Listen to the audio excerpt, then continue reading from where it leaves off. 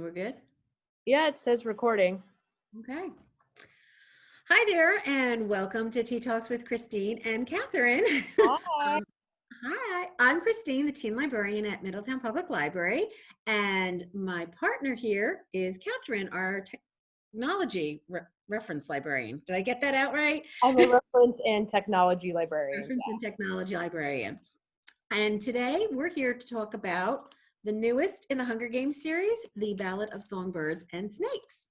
So if you haven't read the book, feel free to sit and enjoy. We'll let you know when spoilers will begin. If you've read the book, hopefully your opinions is similar to ours. And if you'd like, you can leave a comment below for us. So Ballad of Songbirds and Snakes is a prequel to the Hunger Games trilogy. It is the backstory of President Snow. It starts off when he is, I believe, about 16. He's graduating from the equivalent of high school, and they are in the 10th Hunger Games. And for the first time ever, they are having students from the academy mentor the district tributes to maybe, bring a little oomph to the Hunger Games because there's a little bit of lackluster attendance. So it kind of goes through the year that he mentors. That's our brief synopsis, and hopefully that did not give away any spoilers. So Catherine, what did you think of the book? So I did really like the book. I thought them showing a prequel was really interesting. And normally I'm not really into prequels, but his is a backstory that we don't really know much about. So I was glad to see that this was coming out. We've talked about this before, but I do agree it was a little long. And Yeah. there was some parts that like really dragged, but there were certain parts that were still good, like with the girl he mentors and with his friendships and with his family dynamic. Because even we'll go into a little bit of a spoiler territory at the 10-minute mark. So for everyone who doesn't want to hear spoilers later on, that's when we're going to go talk about some key spoilers. We get to see his family life and everything that we didn't see from, I guess, from when the Hunger Games were out. So that was a very interesting take. Yeah, for me, I love backstories. I love finding out what makes the characters that you either love or love to hate in a book who they are. So I was excited for this book to come out, but I have to agree, it was a little bit long. It got a little plotty at some points. I mean, this book clocks in at a little over 500 pages. So it's a little hefty here compared to any of the other Hunger Games. Now, even though these are the paperbacks, they are only about 300 pages. So big difference. I think she could have gotten to the point a little bit better, but I really did enjoy learning about Snow's family, what they went through, how he felt about the games, like his first hands-on with it, working with the tributes. And I liked seeing how some of the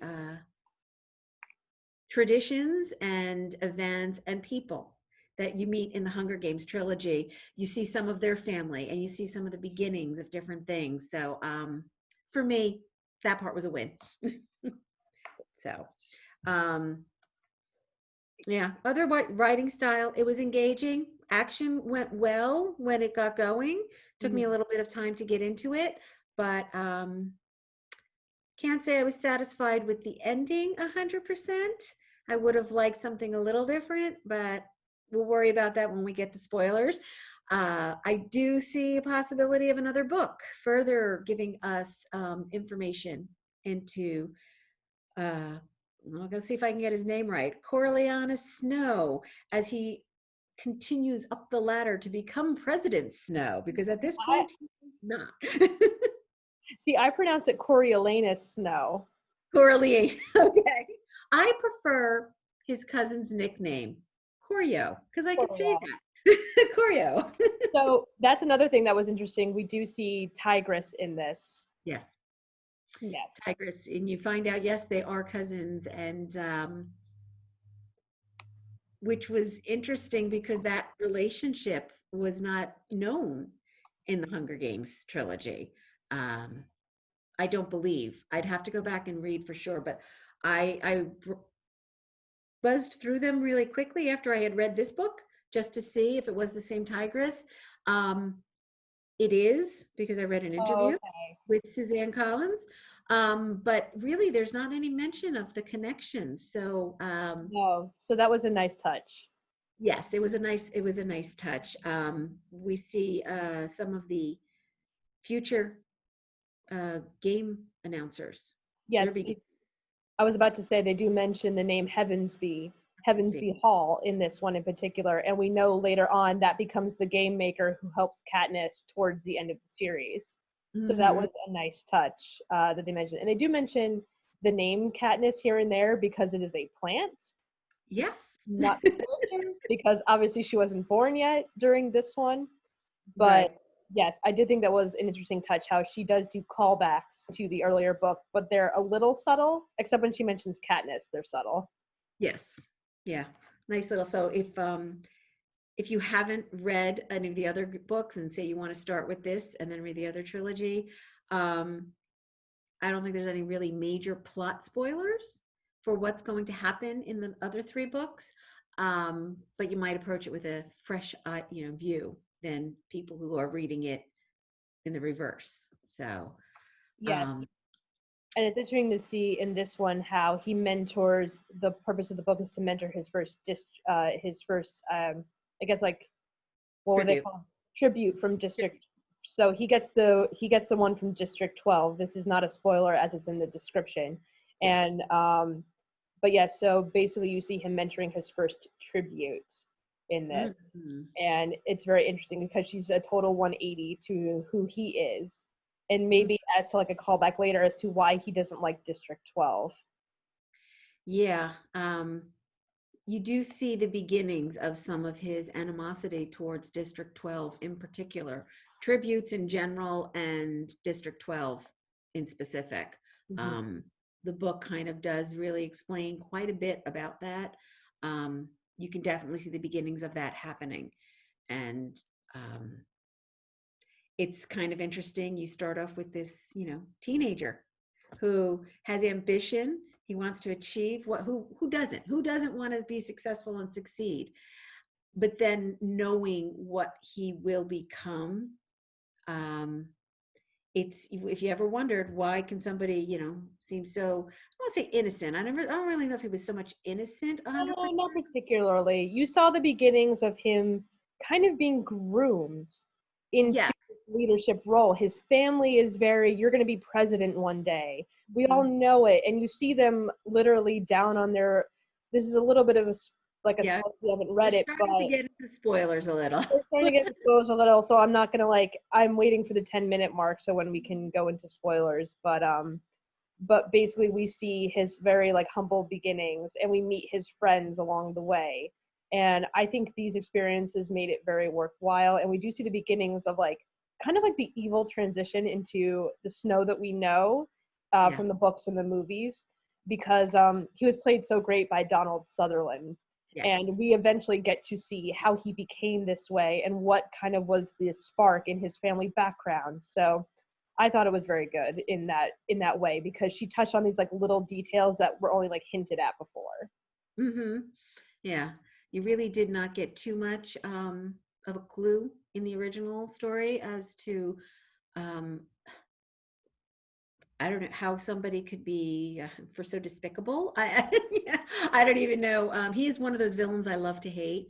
He's definitely one of the, as I said, he intrigued me in the original series, and you always wonder what could make somebody be this terrible of a person. Yeah,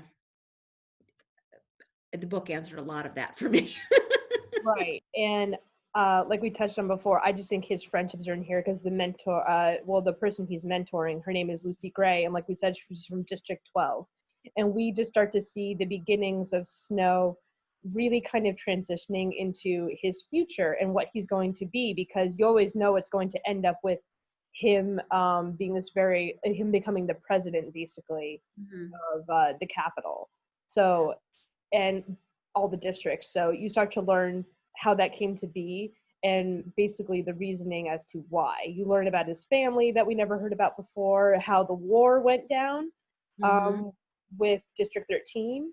Yes, you learn more about that cataclysmic war that really set up the society that Katniss is in.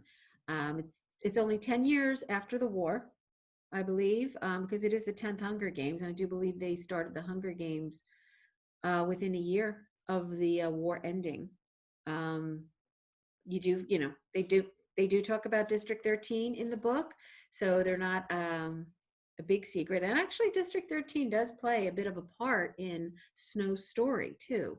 Um, it's not just this, district that was bombed into oblivion as far as everyone thought. They had some ties with the Snow family as well, um, which also kind of set up the predicament he was in when this book opens.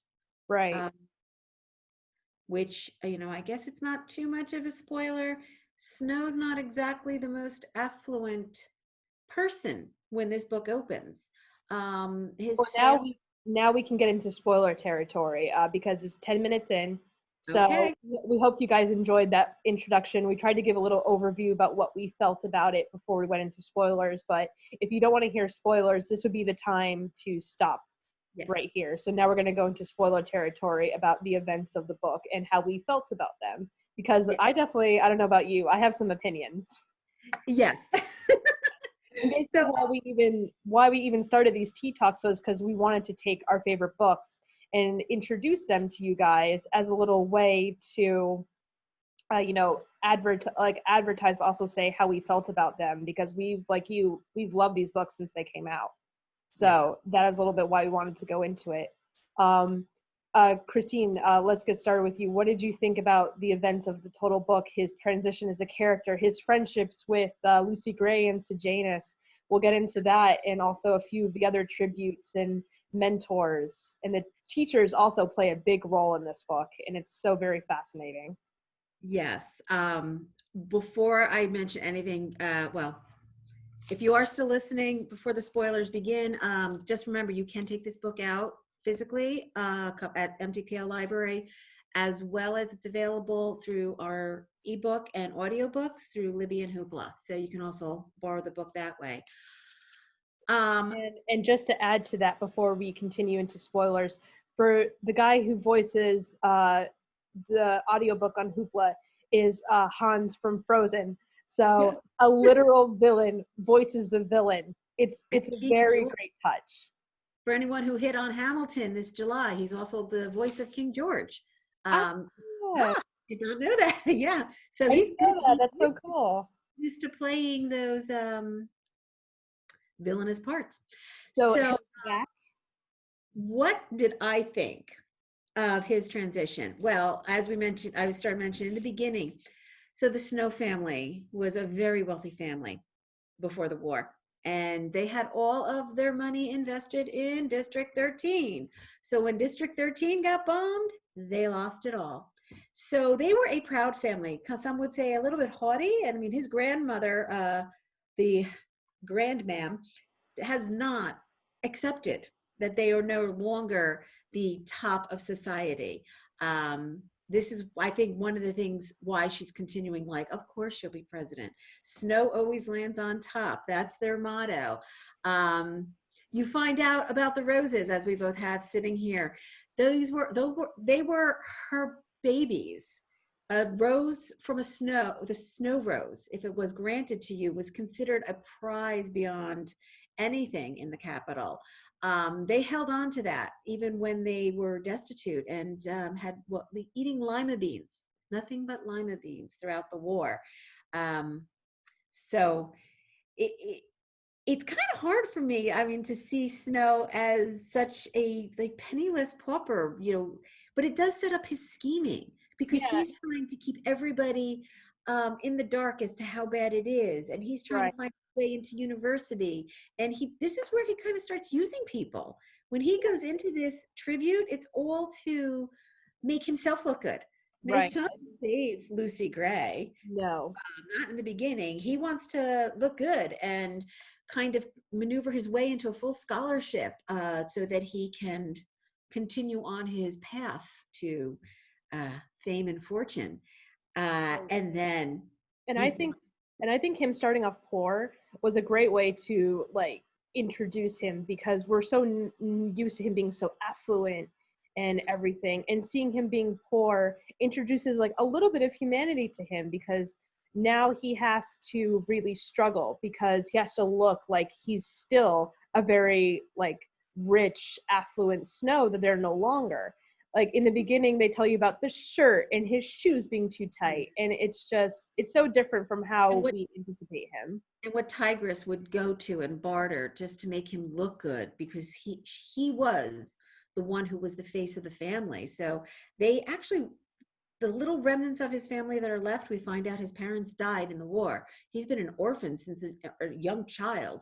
So he doesn't have very many close connections. You notice that in his friendships as well. He really doesn't have anyone you would consider a friend. No, Um, should we talk about then Sejanus and that character? I think that's a good segue into that friendship. So mhm. he has a friend in this called Sejanus Plinth, and he even makes fun of the name, but he's a Snow. He's not. He's always above it all. He is indifferent towards him, and a little bit because of that indifference, people start to view that they are friends.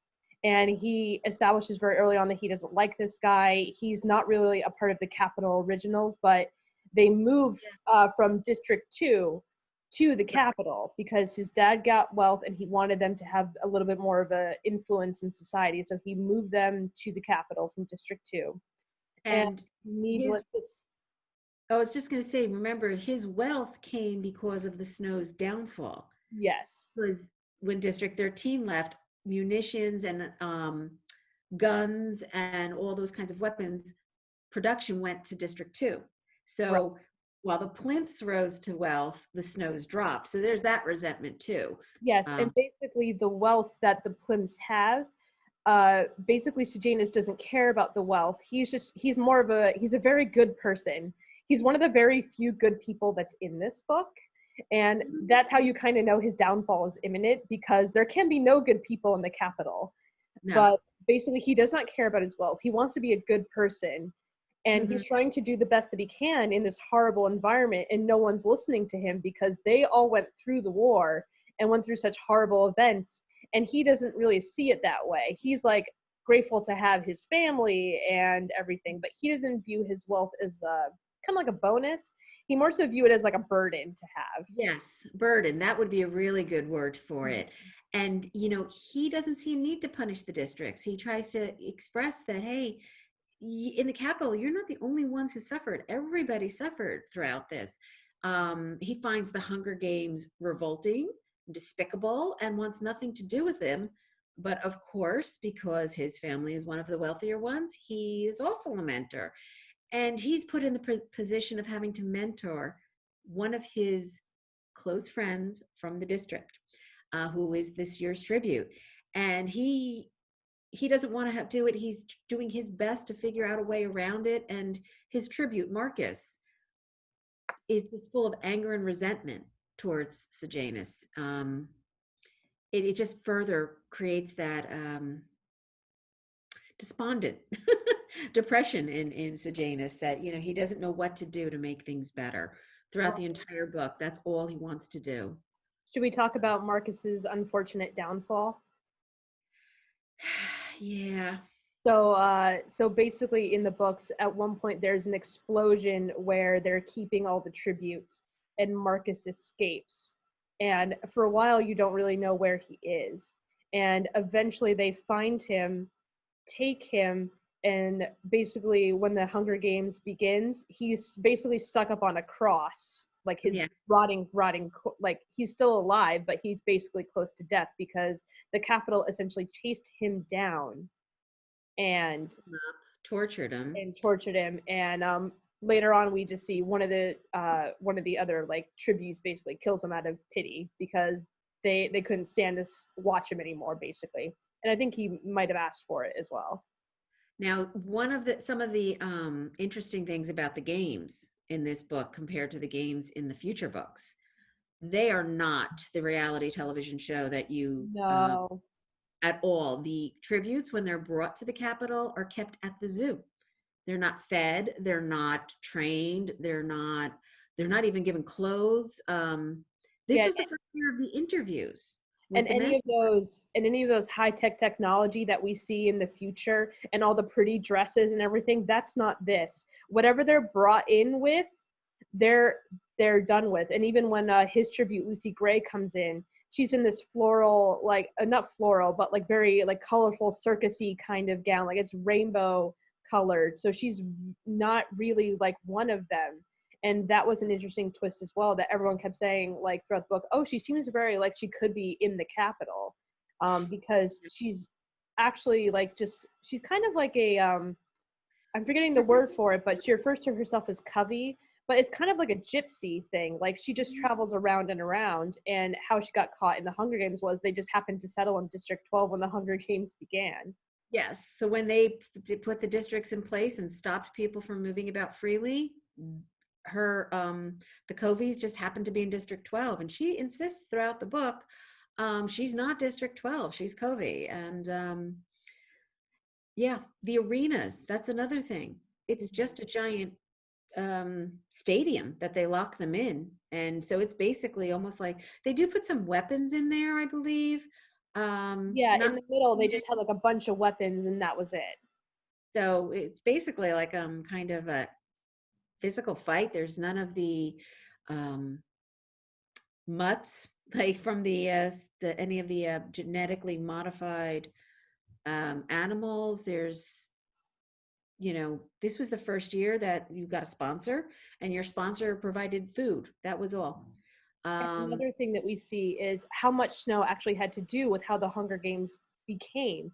Because what's cool about seeing the Hunger Games in like its bare bones is mhm. eventually you get to see how much snow had to do with establishing the little drones. He actually came up with that idea. The Yes. drones to submit food and the betting on tributes. That was all him. So what is cool is like you seeing everyone sort of plan it out, how it goes and all that, and like the strategy kind of begins. And what's interesting in this one, you see like how we talked about before, the mentors for the first time for kids as well. And that presents another interesting dynamic because now they're sending in capital kids to go mentor district children who are basically the same age or they're even older than their tributes, because I think one was even 11 years old who Yeah. was in the games. And it's basically to pronounce the interesting idea that the capital doesn't care whether they're sending in their own children or your children. Everyone is vulnerable. And Well, they want that everyone to know that. What this book was so good at was saying why the Hunger Games existed. And I knew we were going to get to this, that the reason why they wanted to do it was control over everyone. Like, and they wanted to present that no one was at risk. There's some very evil characters in the background of this, when you guys get to read it more.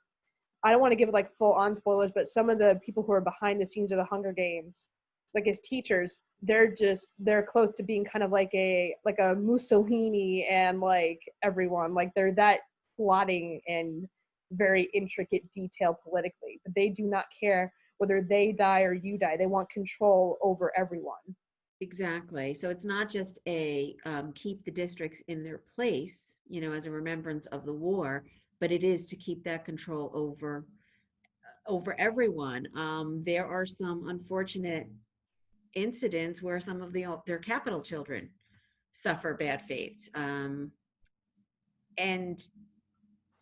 like these characters that Catherine mentioned that are in the background, they're kind of just like, oh well, you know, it's the breaks, kind of, and it kind of shows that everyone in the capital is like, well, you're going to protect our capital kids, right? Letting them work with these tributes, and you find out it's kind of, no, they're not. No, they really don't care. They At one point, one of the characters in this gets bitten by a snake, and she's gone through half of the book.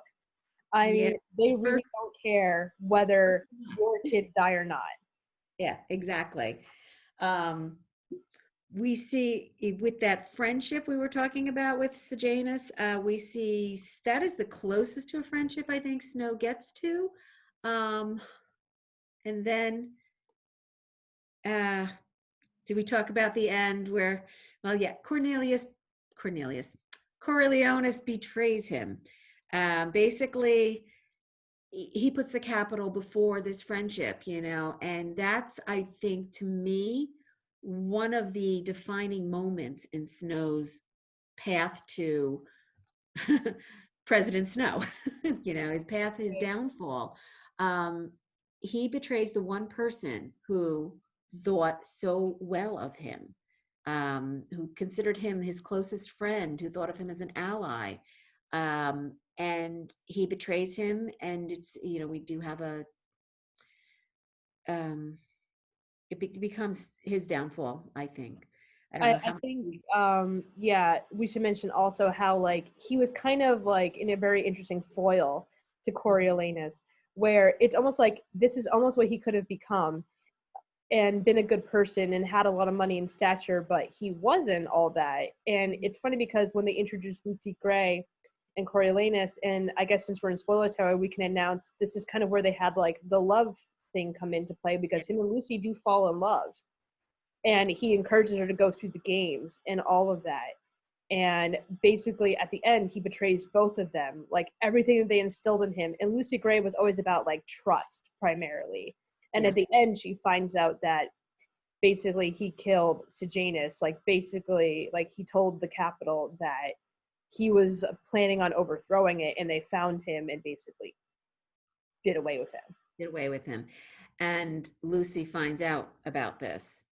And, when they start to fall in love, because he comes to realize the people from the capital are actually people. They're not these beasts. They're not that everyone in the capital makes them out to be. By allowing the students to mentor the tributes, the students start to find out that the tributes are kids, which, this is why they only mentor this 1 year, because the capital cannot have that. The districts always have to be painted in a poor light. That's that control. They can't have people be having sympathy for the districts.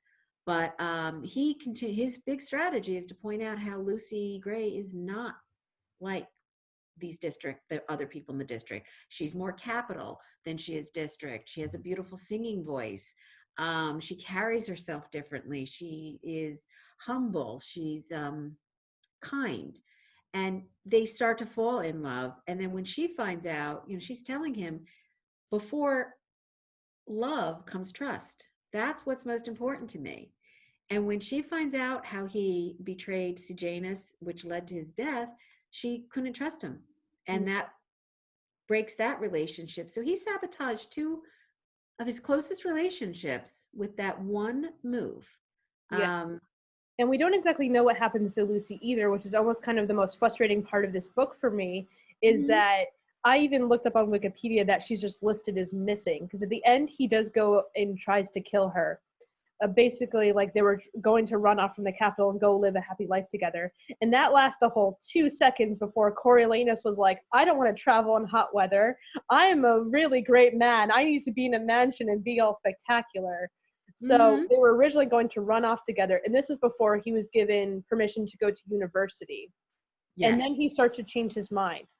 And then he slips up and mentions that he killed people. And she knew he had, but once she kind of figured it, like he slips up and says how many, which alludes to the fact that he admitted to killing Sejanus. So she basically runs off and then sends a poisonous snake after him. And then he shoots off bullets into the air. And he's already injured, so he has to go get treatment. So he can't really see if she is alive or dead. It's presumed that maybe she somehow got out and went to District 13. We really don't know, but she's never mentioned again. So maybe if she does do future books, that would be a really nice thing to call back to.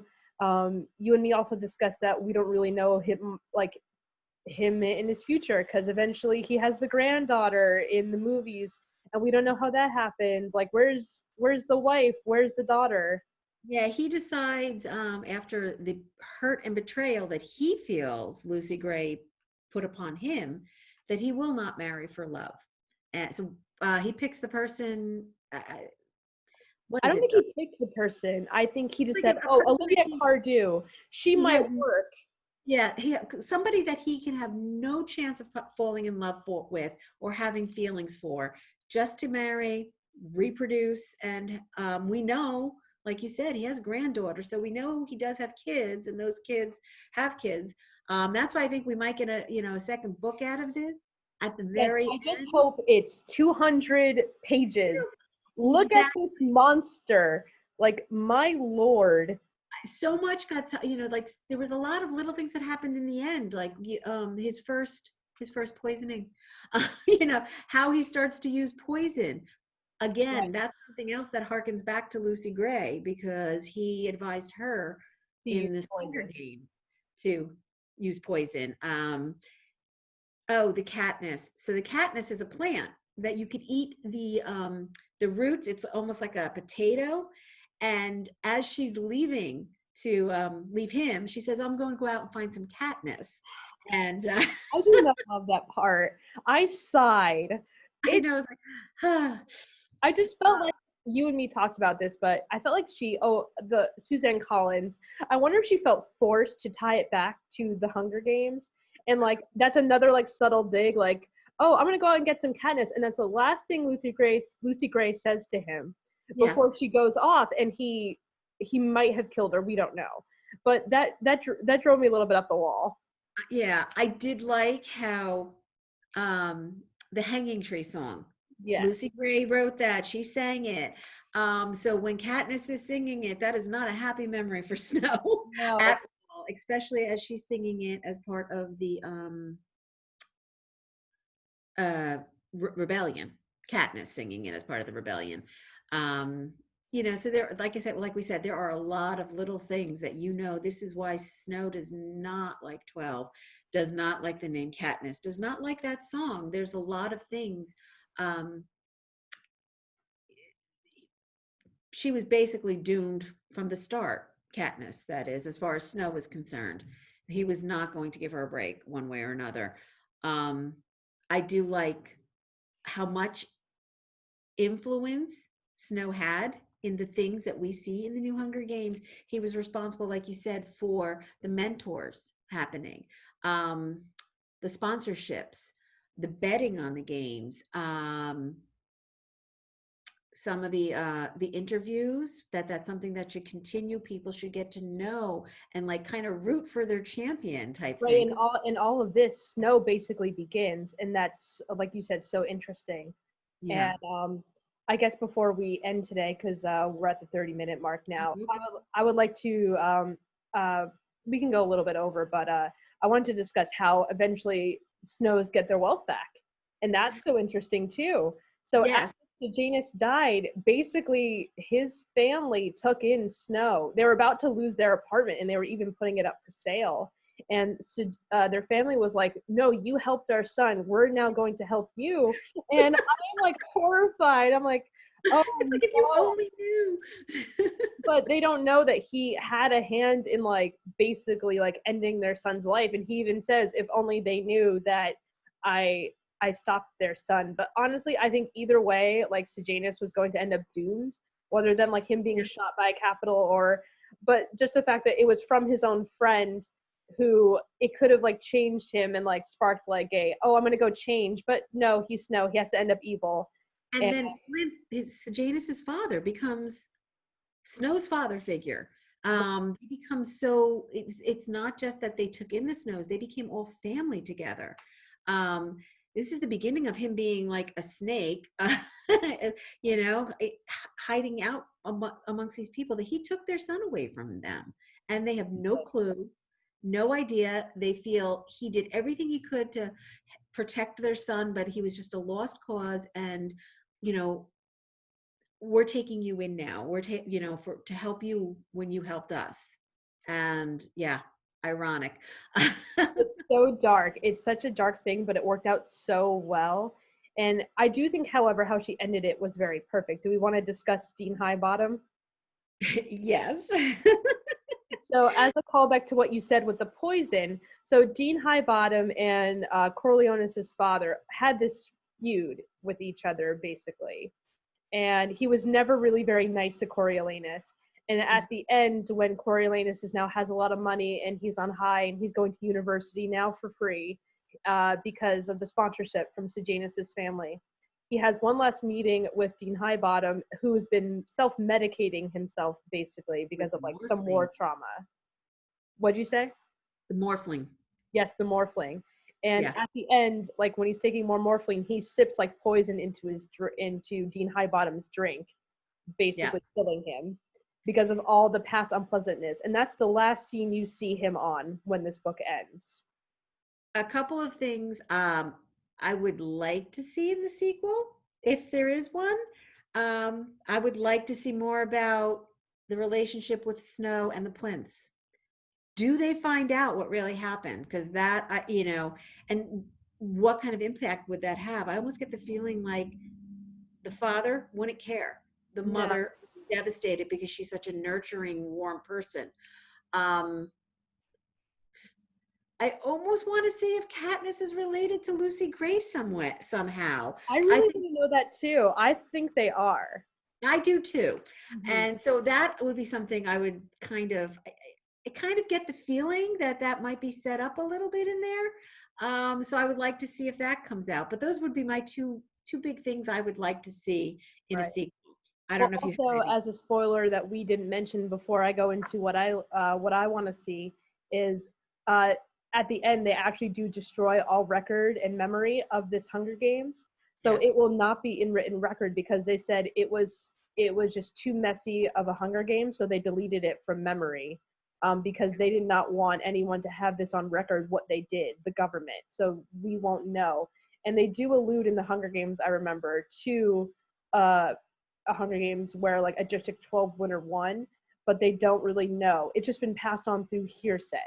Yeah, because I don't even think they really officially announced her as a winner. It was kind of like a forgotten Hunger Game. Right, because basically they wanted everyone to forget this, and we know that you'll know the reason why if you guys read the book. We didn't want to present like 100% spoilers, Yeah. some mystery here, but it's a very interesting reason as to why they wanted it to be forgotten. But I Hmm. guess for me, what I want to see is like I just want to see like I agree with you his future with the plimps and how that goes. Like eventually, he inherits their wealth, but do they ever know?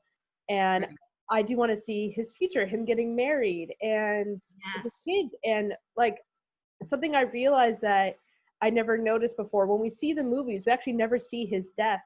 I want to know how he dies because Yeah. Katniss opts to not shoot him with the arrow at the end, and she goes after the other lady who's going to now take over the Hunger Games.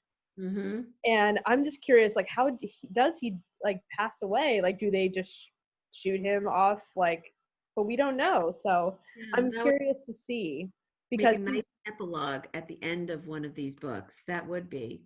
right. So that would be a very interesting take. So And like Tigress, why all of a sudden, like they were so close. This was one of his only other family members. She right. was like, they backed each other up so much. Why is she no longer connected to him? You know, in the, Yeah, because I think it was what in Mockingjay we see her help Katniss escape through her fabric store or clothes shop or whatever it was. I think it was a clothing shop. Yeah, So, what happened that she's no longer part of his family? And yeah, so there are some things I would like to see, but yes, maybe 100 pages less.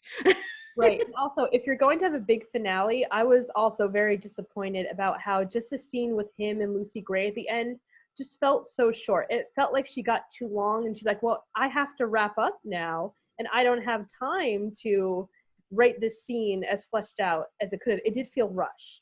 It was rushed. It It's funny definitely because was. for some of the book it dragged on so much, but then parts of it just felt so rushed. Yeah. I don't know. I do like it, but that's just something I was disappointed with. But so I guess on that note, what would On you that rate note, it? we are running out of time. Yes. We hope you enjoyed our talk. We hope you'll take a chance to read the book and hope you like it as much as us. Um, But I guess before we end, by the way, what would you rate it? um, I will give it a 3.5. 3.5 stars. I agree as well. I'll give it a 3.5. I would have gone to 4 if it was shorter. Yes. If it was like 200 pages less, because it does drag. But overall, it's very good, and I look forward to more. Exactly. So join us next time. We'll be discussing Cursed, which is by currently a Netflix series. It's a reimagining on the King Arthur legend. It's written by Deals more with Frank the Lady of Miller. the Lake. What was that? It's written by Frank Miller, who did Sin City and a bunch of other comics. Yeah. Um, and Tom Wheeler, I think, is Yeah, also Tom another. Wheeler is the other writer and producer of the And show. they're also the screenwriters for the Netflix show. So should be interesting to see how the two of them compare. So we hope you join us next time. All right, thanks everyone for attending. And if you have any comments on what you would like us to do next time, feel free to comment below. And we look forward to seeing you guys for when we review Curse, the Netflix show and book. Well, Yes. technically comic series, but yes. Yes. All right, Enjoy. thanks everyone for joining. Thanks. All right, so I'm just going to stop the recording.